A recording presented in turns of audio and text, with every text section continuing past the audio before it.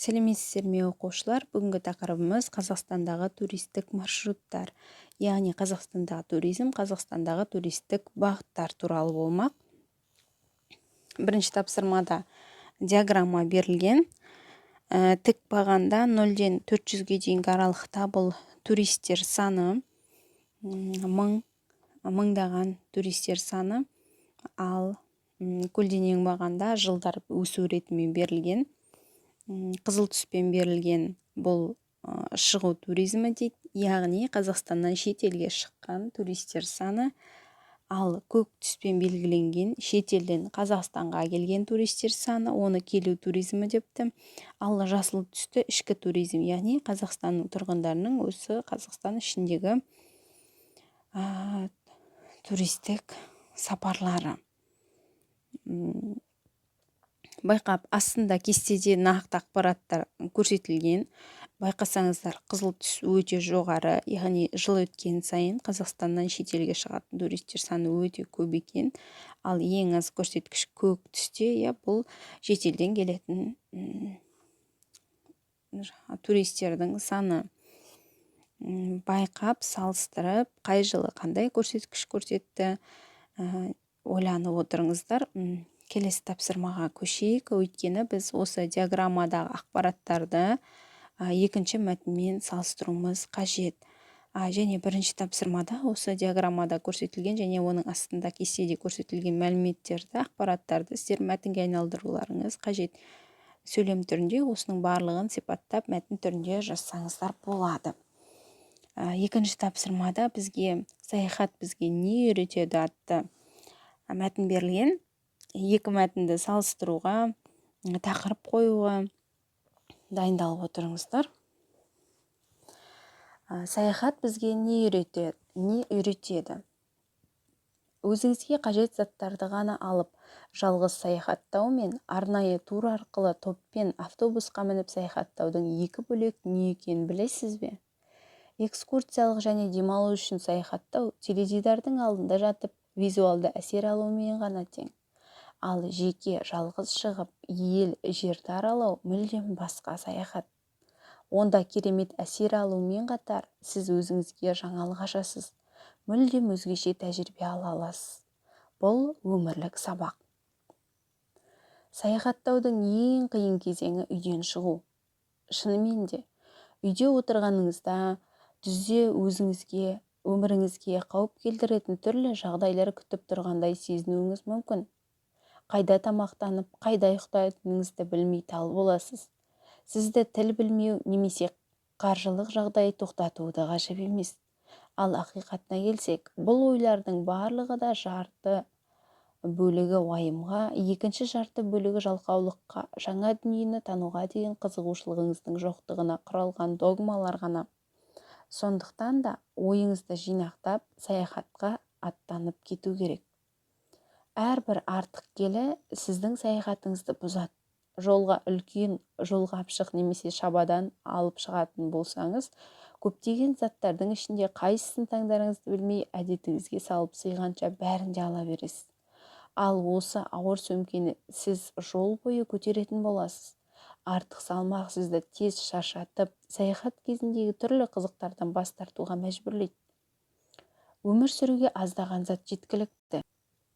Сөмкеңізді керек жарақпен толтырып жатқан кезде, оларды ойша сұрыптауға мүмкіндік туады. Сонда күнкөріске аздаған ғана зат жететініне көз жеткізіңіз.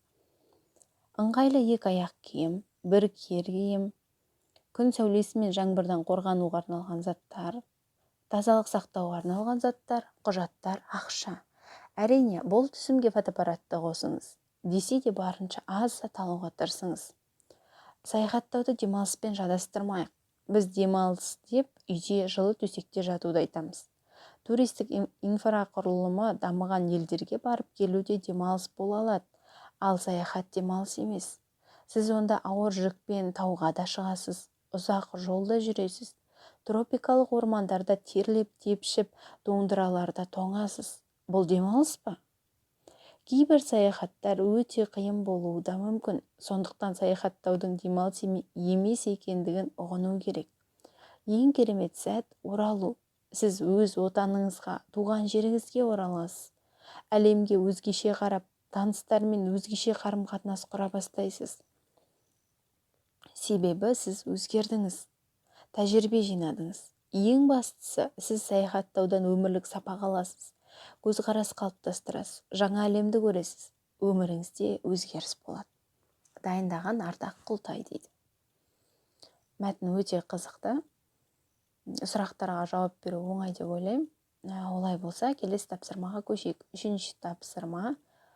Қазақстандағы туристік маршруттарды дамыту, ел экономикасын дамыту деген тақырыпқа мақала жазасыз дейік. Сол мақалаға дайындық барысын осы ағаш сұлбасына, яғни ағаш кластеріне түсіруіңіз керек. Ағаштың діңіне негізгі мәселелерді жазасыз, тамырына себеп салдарларды көрсетесіз, ал жапырақтарына салдарын көрсетесіз. Бұл балық қаңқасына өте қатты ұқсайды, байқасаңыздар. Енді қандай тақырыпта дайындаймыз десеңіздер, Қазақстандағы туризмді дамыту, ол ел экономикасын дамытады, яғни ел бизнесін дамытады, елімізге көптеген қаржы құяды, еліміздегі халықтың жағдайын жақсартады деген осы мәселе бойынша осы сызбаны толтырыңыздар. Оны сөйлем ретінде жазсаңыздар да болады. Немесе нақты қысқаша түрде жазсаңыздар да болады. Төртінші тапсырма, енді жазылым тапсырмасында сөйлем соңына қабаттасып қойылатын тыныс белгілерін қолданыңдар, қойылу себебін түсіндіріңдер дейді. Сөйлем соңына қабаттасып қойылатын тыныс белгілерін ғаламтордан қарасаңыздар болады. Мұндағы біздің оқылым мәтінде бір ғана сөйлемде қабаттасып қойылатын тыныс белгі бар, байқасаңыздар. Бұл демалыс па деген сөйлемде тыныс белгілері қабаттасып қойылып тұр, сұрақ белгі мен леп белгісі қатар қойылып тұр. Бұл дегеніміз сұрау мақсатында қойылған сұрақ емес, бұнда эмоция, көңіл-күй басым, сондықтан да сұрақ белгісі мен леп белгісі қатар қойылып тұр. Және бұны бір риторикалық сұрақ деп те қарасақ болады. Жалпы сұрақ белгісі мен леп белгісі қатар қойылғанда қайсысы бірінші қойылады деген мәселе бар. Қай мақсатта айтылды, сол мақсатына орай бірінші қойылатын тыныс белгі анықталады. Мысалы, бұл жерде бұл демалыс па деп кішкене бір сұрақ мәнді болып тұрғаннан кейін, сұрақ басым болғаннан кейін бірінші сұрақ белгісі қойылып тұр. Қосымша ізденіп көрсеңіздер болады. Және сіздерге 5-ші тапсырма өте қызық тапсырма. Сіз біздің фирманың басшысы, яғни директорысыз, сізге осындай хат келіп түсті. Сіз қандай жауап бересіз? Өзіңіздің қандай ақыл кеңесіңізді ұсынасыз? Осы проблеманы қалай шешіп бересіз мәселені? Хатта тыңдаңыз. Құрметті туристік фирма басшысы, мен қарапайым қызметкермін. Менің 2 қыз, 1 ұлым бар. Олардың әкесі тауға шыққанды ұнатады, ал маған орманды үлкен ұнайды. Балаларым суға шомылғылары келеді. Биылғы жазғы демалыста 10 күн уақытты жанұямызбен туристік маршруттар бойынша ел аралаймыз деп шештік. Біздің маршрутымыз дұрыс болу үшін қандай ұсыныстар мен кеңестер айтасыз? Байқап отырсаңыз,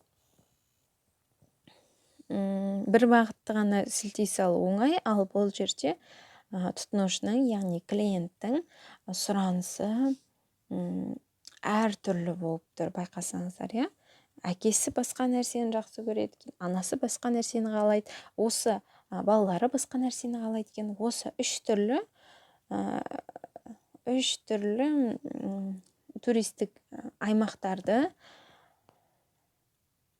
10 күнге қалай сыйғызуға болады? Сіз қандай жоспар құрып берер едіңіз? Қандай схема құрып, қандай маршрут сызып берер едіңіз? Мысалы, мына А пунктінен Б пунктіне барасыз, Б пунктінен С пунктіне, одан шығып мына жаққа, одан шығып мына жаққа деген секілді өздеріңіздің ақыл кеңестеріңізді айтыңыздар. Және үй тапсырмасы ретінде осы тақырыптан алған ақпараттарыңызға сүйене отырып, және өздеріңіздің білімдеріңізге сүйене отырып және іздене отырып Қазақстанда туризм саласы күннен күнге дамуда деген тақырыпта аргументативті эссе жазыңыз. Бұл эсседе сіздің аргументтеріңіз, яғни дәлелдеріңіздің орны ерекше. Сонымен қатар туризм дамуының артықшылығы мен кемшілік тұстарын салыстырыңыздар, дәлелдер келтіріңіздер дейді. Бұл салыстыру эссе жазудағы өте керемет әдіс тәсіл. Салыстыру арқылы неше түрлі жаңа идеялар келеді, неше түрлі аргументтерді қолдана аласыздар және сіздің эссеңіздің сапасы, құндылығы арта түседі. Осымен сабағымыз аяқталды. Сау болыңыздар.